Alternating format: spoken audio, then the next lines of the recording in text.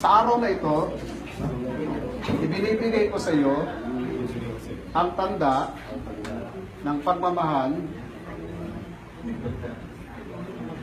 na ibibigay ko sa iyo habang buhay. Paglilingkuran kita, igagalang, susuyuin habang buhay. Kasihan nawa tayo ng Panginoong Jesus.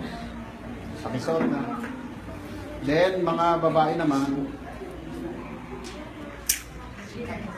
sabihin niya mga babae, sa araw na ito, ibinibigay ko sa iyo ang tanda ng pagmamahal ko sa iyo. Paglilingkuran kita, susuyuin kita, mamahalin kita, at magiging tapat sa iyo habang buhay. Kasihan nawa tayo ng Panginoong Jesus. Okay, tuloy na natin. Kayo na yung bahala sa pirmahan.